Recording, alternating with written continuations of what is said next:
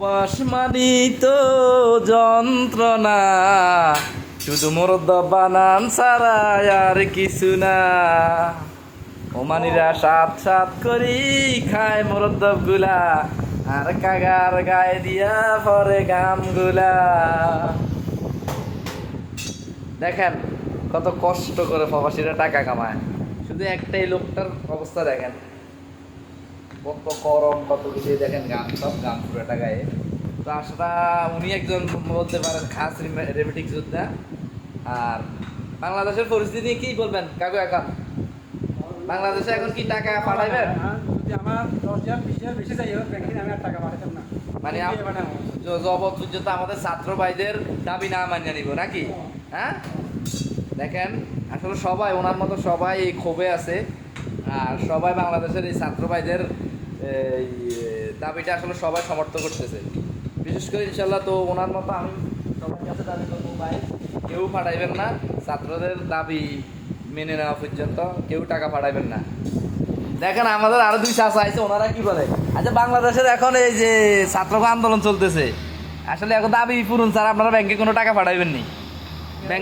হ্যাঁ, ব্যাংকে কোনো টাকা পাঠাইবেন না? না, দেখেন আসলে সবাই একে দাবি প্রবাসী, কেউ ব্যাংকে টাকা পাঠাবেন না। না ভাই কি বলেন? বাস খালাস, কেউ টাকা পাঠাবেন না। আসলে দেখেন সবার একমত, কেউ এভাবে টাকা পাঠাইতো না ব্যাংকে, জগৎ পর্যন্ত ছাত্রদের দাবি নামাই না নিব। আরো কিছু ভাইবারা দাদা আমি ওদেরকে একটু বলে দেখি। এখন ছাত্রকে দাবি জবত নামাই না নিব, আপনারা ব্যাংকে টাকা পাঠাইবেন নি? দেখেন আসলে আমাদের প্রবাসী সবাই একে মত, একে জবত পর্যন্ত ছাত্রদের দাবি নামাই না নিব, সবাই ব্যাংকে টাকা পয়সা পাঠাইবে না, সবাই উন্ডিতে পাঠাবেন নাকি? তাহলে ছাত্রদের দাবি যেটা, এটা ঠিক আছে না? ইনশাআল্লাহ আসলে সকল প্রবাসীর একে মত, একে কথা। আমার চাচার মতো কেউই টাকা পাঠাবে না ব্যাংকে, জবত পর্যন্ত ছাত্রদের দাবি নামাই না নিব গভর্নমেন্ট। তো আমি গভর্নমেন্টে একটা বার্তা দিতেছি, অতই ভালো হবে সবাই প্রবাসীর দাবিটা মেনে নেন। সরি, আমার ছাত্র ভাইদের আমি পাঠাইতাম না তো, আপনি কি বলেন চাচা? এটা কি কন? আমি তো সবাই আগে একজন, তখন পর্যন্ত তারা ছাত্রদের দাবি না মাইনা নিব, আসলে আমরা কখনো টাকা পাঠাবো না ব্যাংকে।